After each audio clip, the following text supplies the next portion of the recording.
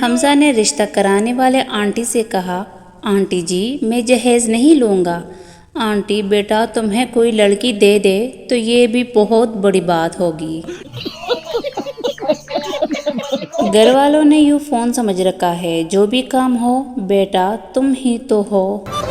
شرمول گئی۔ سیل مین، سر کاکروچ کے لیے پاؤڈر لیں گے؟ طلحہ، نہیں ہم کاکروچ کو اتنے لاڈ نہیں اٹھاتے، آج پاؤڈر تو کل پرفیوم۔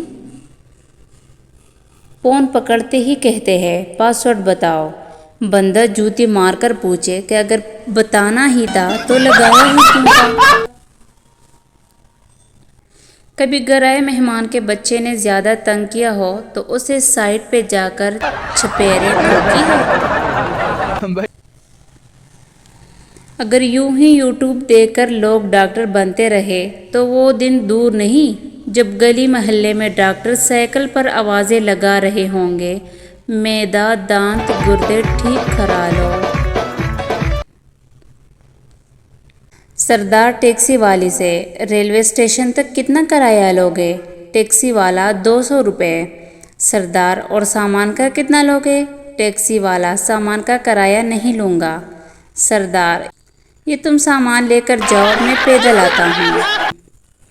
ڈاکٹرز کہتے ہیں رات کو پیاز کھانا ٹھیک نہیں، اب پیاز کو پیٹ میں کیا پتا کہ باہر دن ہے یا رات۔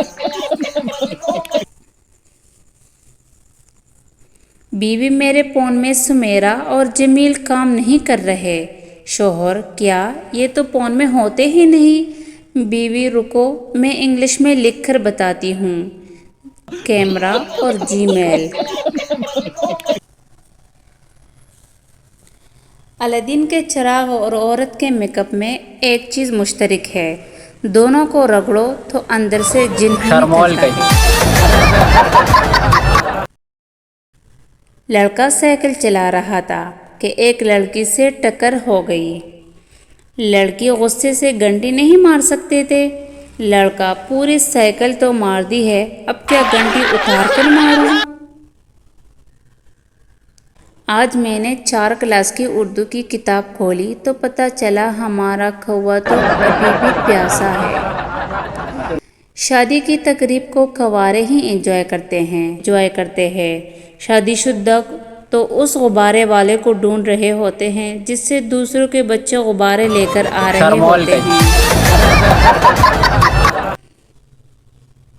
غلطی ہر بندے سے ہو جاتی ہے، سمجھدار وہی ہوتا ہے جو جلدی سے اپنی غلطی دوسرے پر ڈال دے۔